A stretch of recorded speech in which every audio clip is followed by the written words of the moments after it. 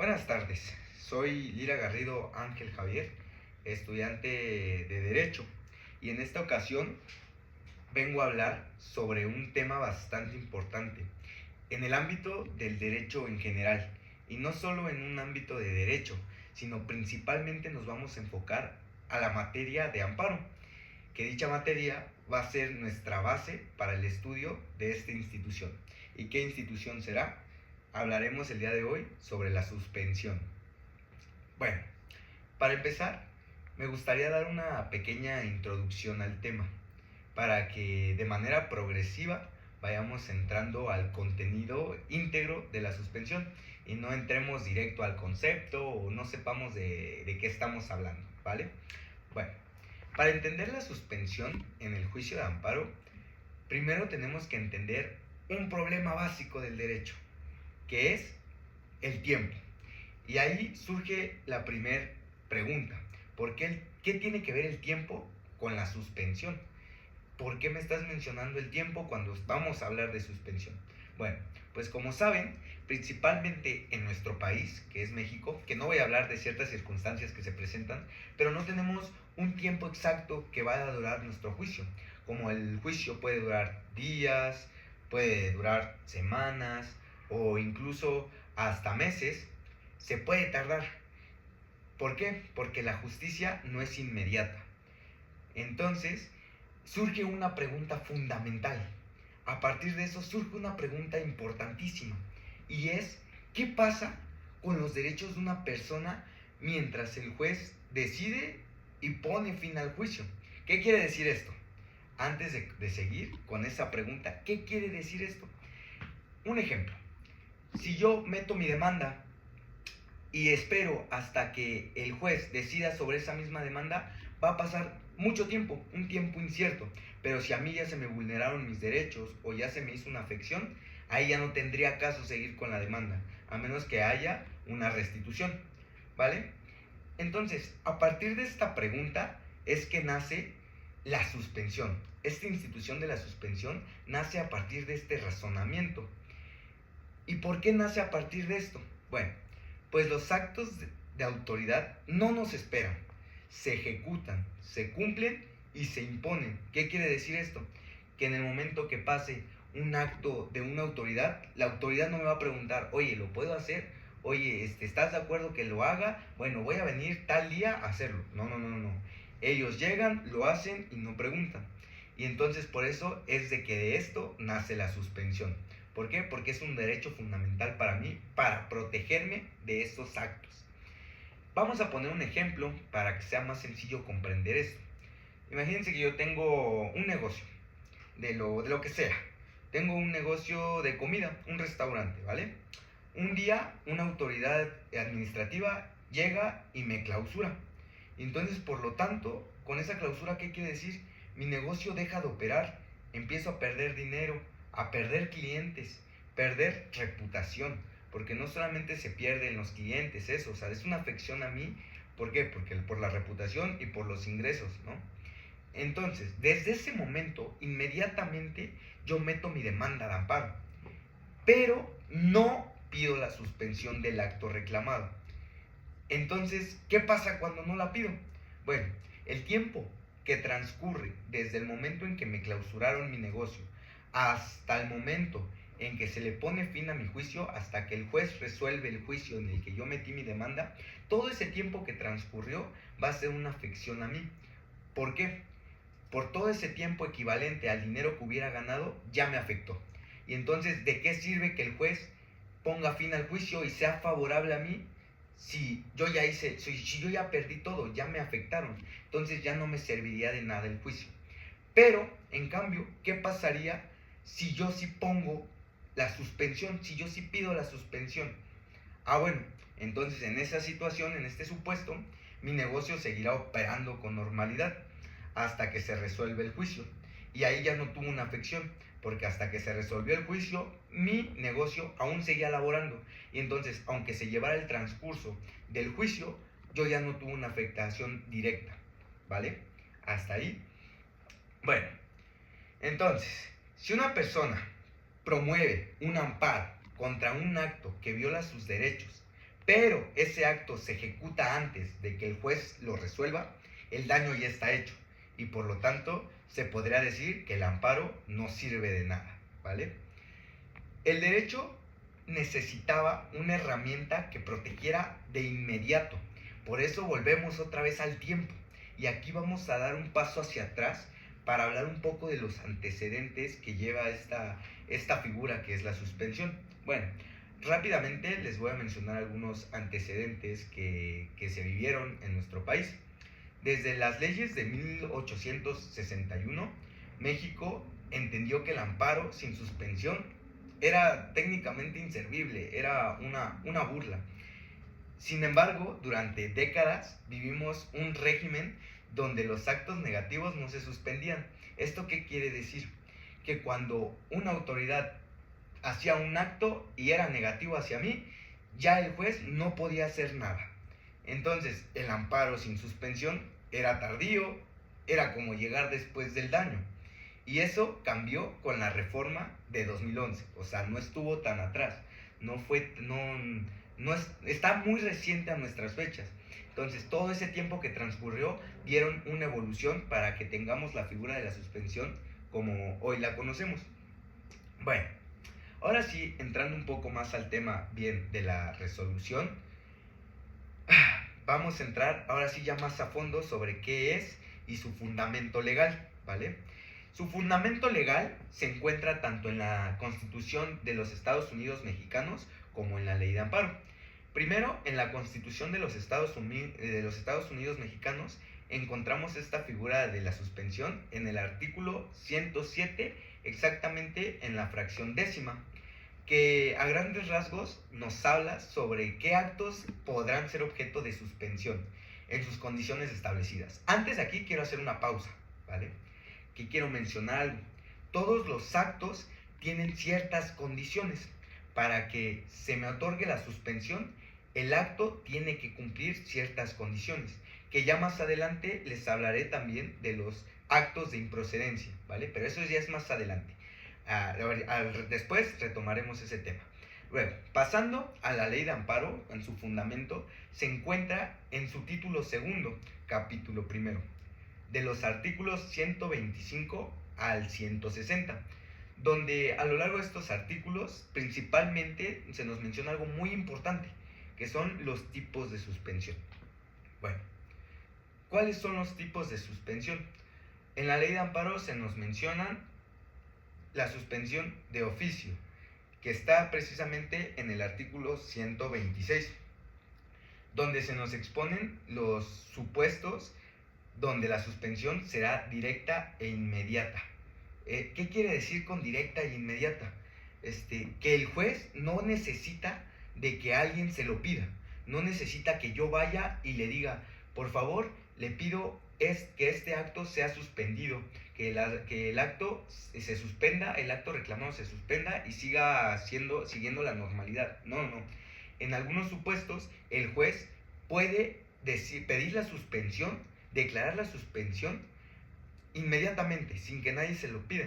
Y en estos casos, ¿qué puede pasar? Cuando esté un tema de privación de libertad, de explotación, etcétera. Supuestos que, como les comenté en ese artículo de la Ley de Amparo, estarán plasmados. Luego, tenemos la suspensión a petición de parte. ¿Qué quiere decir esto? Que nos dice que requiere un quejoso. Ahora, como les mencioné la primera, era que no necesitaba que alguien se lo pidiera, no necesitaba que alguien viniera a pedírselo, pues a petición de parte, como su nombre lo indica, una parte se lo pide, una parte hace la petición para que el juez le conceda esa suspensión. Igualmente tiene ciertas condiciones, como se los mencioné, todos los supuestos tienen condiciones. La suspensión, aparte de esos tipos, se divide en otras cosas, como que suspensión provisional. ¿Qué quiere decir la suspensión provisional? En esta solamente se va a tomar en cuenta la versión del quejoso. Entonces aquí ya tenemos un supuesto. Ahí vamos a hacer una pausa antes de seguir. ¿Por qué? Porque es muy importante darnos cuenta que va vinculado a los tipos con la clasificación. Ahí te dice que ahí ya te puso que es a petición de parte. ¿Por qué? porque ya solamente está escuchando la versión del quejoso. Y es la diferencia más importante entre la suspensión provisional y la suspensión definitiva. ¿Cuál es la diferencia? Que en una, como su nombre lo indica, es total. ¿Qué quiere decir? Que ya escuchó a ambas partes, tanto al quejoso que impuso, que puso la petición de la suspensión, como a la autoridad que realizó el acto, ¿vale? Entonces, ahí esa es una decisión ya más analizada por el juez, porque tiene ambas perspectivas, como es la del quejoso, como lo es la de la autoridad que tomó la decisión, ¿vale? De realizar el acto. Como dato extra, antes de pasar a lo siguiente, tenemos la suspensión con efectos restitutorios. Tiene un nombre medio complicado, pero ¿qué significa esto? Significa que el juez puede ordenar que se devuelva al quejoso en el goce de su derecho, incluso antes de la sentencia. Por ejemplo, un ejemplo de esto, ¿qué es? La restitución laboral. ¿Por qué? Ya te causaron el daño. A esto va con restitutorio, su nombre te lo indica. Ya te causaron el daño. ¿Por qué? Porque ya te corrieron del trabajo. Ya no estás trabajando. Entonces, ¿esto qué quiere decir? Como en el ejemplo pasado se los mencioné, te quedas sin ingresos, ya no tienes algo seguro, etcétera, ¿no? Una afección directa. ¿Y qué quiere decir esto? Pues te vuelven a colocar en tu trabajo, te restituyen laboralmente. Te vuelven a colocar en tu trabajo como debías estar, y ahí ya te restituyeron la afección, ¿vale? Ese es el ejemplo para entender este dato extra. Bueno, vamos a pasar con los principios de la suspensión. Tenemos 3 principios en total. El primero, se los voy a decir, tal vez me equivoco un poco en la pronunciación porque lo tenemos en latín. Es fumus bonis juris. Fumus bonis juris. ¿Esto qué quiere decir en español? Apariencia del buen derecho. El juez hace un cálculo de probabilidades. Esto de las probabilidades no se lo olviden porque ahorita lo vamos a tocar en puntos siguientes, ¿vale? Como segundo principio tenemos el periculum in mora. ¿Qué quiere decir esto? En español sería peligro en la demora. Y otra vez regresamos al tiempo. Si no actúo hoy, mañana es tarde. Como ya se los mencioné, aquí el tiempo es muy importante. El tiempo siempre va a estar. Porque ese principio se los menciona. Si actúa después, ya me hicieron el daño. Entonces, ¿de qué sirve? De nada, ¿vale? Y por último, tenemos el tercer principio, que es el principio de proporcionalidad. Aquí el juez hace un equilibrio entre el derecho individual o el daño social. ¿Qué quiere decir esto? Aquí ya empezamos a ver un poco de los temas de improcedencia, pero como les dije, eso es más adelante. Pero esto es muy importante. Aquí tiene que valorar el daño social que se le hace antes que el derecho individual. ¿Ok? Va. Pasando a un punto siguiente de mi exposición, de mi discurso, vamos a tocar un tema importante también, que es el informe previo. ¿Qué quiere decir esto de informe previo? Es algo facilísimo y muy sencillo.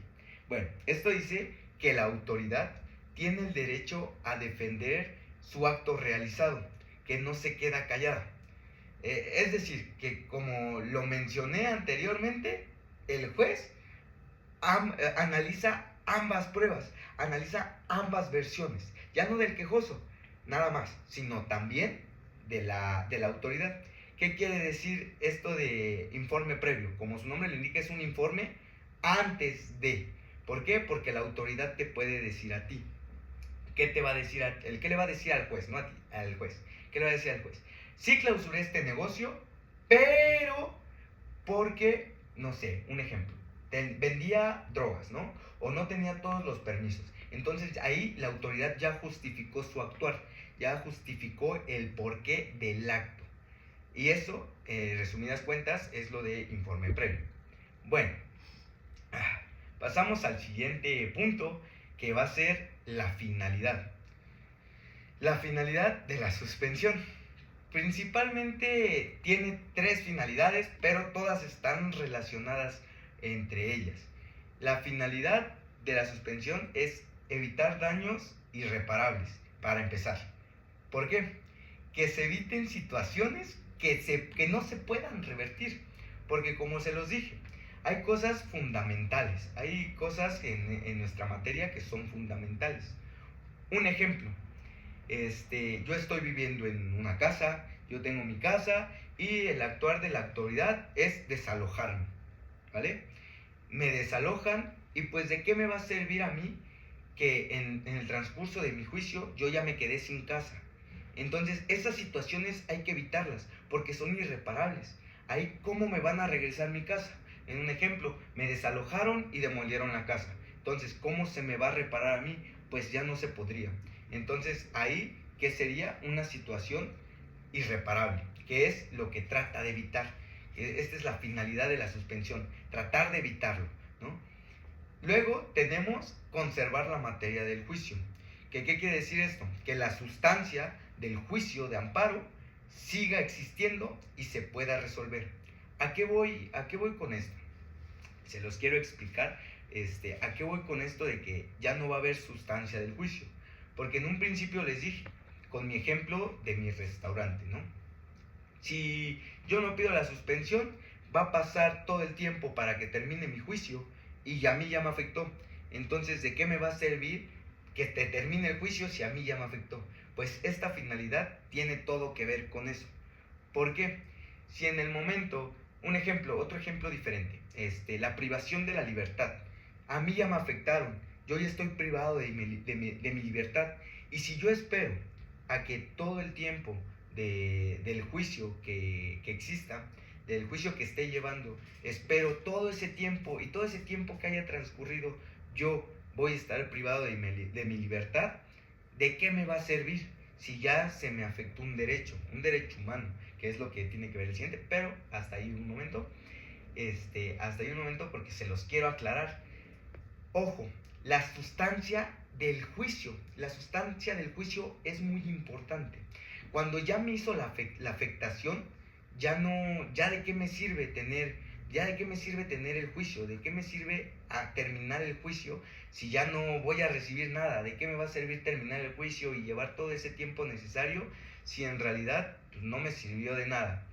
Y luego, última finalidad del juicio, la protección a los derechos humanos. Como ya se los mencioné, les dije, las 3 están muy relacionadas, tienen las 3 todo que ver. Como ya se los mencioné la pasada, ya se me afectó el derecho humano de la vida, entonces ya de qué me sirve. Bueno, pues esa es una finalidad de la suspensión, porque así como lo mencioné, te va a dar un poder ante el Estado, ante la autoridad, para que no se te vulneren esos derechos humanos que tú tienes, ¿no? Que tienes por nacimiento, por simplemente ser un ser humano, tienes esos derechos. Entonces, ¿de qué me sirve que ya siga el juicio si ya no tienes sustancia, si ya se me vulneró mi derecho humano? Ya no sirve de nada. Y esa es la finalidad de la suspensión. Y ahora sí, vamos a llegar a un tema muy importante y atractivo, o mínimo en lo personal, se me hace un tema bastante importante y bastante interesante más que nada, que es el tema de la improcedencia. ¿Qué es improcedencia? Como su nombre lo indica, no va a proceder. Y si estamos hablando de la suspensión, ¿qué quiere decir esto? Que entonces no se nos va a otorgar la suspensión. No se nos va a otorgar la suspensión de ese acto. ¿Y por qué? Como ya les mencioné, todos los actos reclamados, todas las suspensiones que soliciten o que el juez ponga inmediatamente en los tipos que ya se los dije de aparte o de oficio, la petición de parte y de oficio, todos deben de tener una causa, tienen que cumplir ciertas condiciones. Y a eso vienen los actos de improcedencia. Esto está fundamentado en el artículo 129 de la Ley de Amparo. Otra vez regresamos a la misma ley, artículo 129, y ahí claramente nos dicen, yo no se los voy a leer exactamente, sí, o sea, no voy a citar tal cual el artículo, pero de eso se trata el artículo 129, que se mencionan todos los casos de improcedencia. Por mencionarles algunos, es que continúe la producción o el comercio de narcóticos. Otro ejemplo, que se permita la consumación o continuación de delitos o de sus efectos. Este artículo 129, y creo que es interesante, pero a la vez, ¿cómo se los puedo explicar? A la vez es entendible, es evidente, es un poco lógico este artículo 129. ¿Por qué? Porque si te das cuenta, uno al leer todo el artículo 129 y ver todos los puntos que tiene, que son todos los casos de improcedencia, te puedes dar cuenta de que todo tiene que ver con cosas ilícitas. ¿Por qué? Los dos ejemplos que les mencioné, que fueron las que están precisamente así en la ley de amparo, en las fracciones del 129, que son los que me acordé, todo tiene que ver con cosas ilícitas. ¿Y a qué me refiero con cosas ilícitas? Narcóticos, eso está prohibido. Y delitos, ahí precisamente mencionaron consumación o continuación de los delitos o sus efectos. Entonces, ahí vamos a regresar al tema que ya habíamos visto. Vamos a regresar, vamos a dar un paso atrás, que decía el principio. Regresamos a los principios y nos vamos a dar cuenta. El principio de proporcionalidad. ¿Qué quiere decir este principio de proporcionalidad? El juez va a equilibrar, va a ajustar, va a decidir qué va primero. Si el derecho de la persona, si el derecho humano o el bienestar social. ¿Por qué? Porque sí, tal vez yo tengo un ejemplo, seguimos con las improcedencias. Un ejemplo, yo tengo mi local, yo tengo mi negocio, ojo, en un principio les puse el ejemplo de que yo tenía mi negocio de un restaurante, ¿no? Hipotéticamente yo tenía los permisos, etcétera. Ahora yo tengo un negocio que aquí en México, como sabemos, tenemos varias cosas ilegales, ¿no? Como, no sé, vender estupefacientes, narcóticos, cualquier cosa. Bueno, yo tengo un negocio. Tengo establecido un negocio, un local, en la calle sobre Insurgentes. Yo tengo ahí mi local. ¿Y qué vendo? Vendo marihuana. Vendo marihuana, vendo comestibles de marihuana ilegalmente. Obviamente yo no tengo permisos, yo lo hago escondido, ¿no? Porque sé las consecuencias que me puede llevar. Y ahí ya estaríamos hablando de un delito ya del tema penal. Pero bueno, seguimos en la suspensión, ¿no? Entonces yo tengo mi negocio, estoy vendiendo, todo bien, y de repente me llega una autoridad y me dice, ¿tienes los permisos para vender dichas sustancias? No. Ahora, pues entonces estás clausurado. ¿Por qué? Pues yo me enfado. Es mi lugar de ingresos, ¿no? Es de donde yo saco el dinero. Un ejemplo, yo tengo que alimentar a mi familia. Pues obviamente yo sé que lo estoy haciendo ilegalmente, ¿no? Pero me lo clausuran. Ojo, ese negocio yo vendía marihuana y yo vendía consumibles, comestibles de marihuana. Pero en realidad la fachada del negocio era una tienda de abarrotes. Yo tenía todos los permisos de mi tienda de abarrotes, pero en realidad yo vendía cosas ilícitas. Entonces me clausuran y entonces yo digo, pues ¿qué hago? Consulto a un abogado, consulta al abogado y le digo, ¿qué puedo hacer? Pero ojo, al abogado yo no le explico que yo vendía estupefacientes. Yo nada más le menciono lo de mi tienda de abarrotes y el abogado me dice, hay que meter un amparo y vamos a pedir la suspensión de ese acto de autoridad. ¿Por qué? Porque es ilegal, no tienen por qué clausurarte si no tienen las cosas necesarias para realizar ese acto, ¿no? Entonces él me dice, no, vamos a meter un amparo, y yo le digo, va. Entonces, con mi abogado, yo meto inmediatamente ese mismo día un amparo en contra de ese acto. ¿Qué es el acto reclamado en ese ejemplo? La clausura de mi negocio.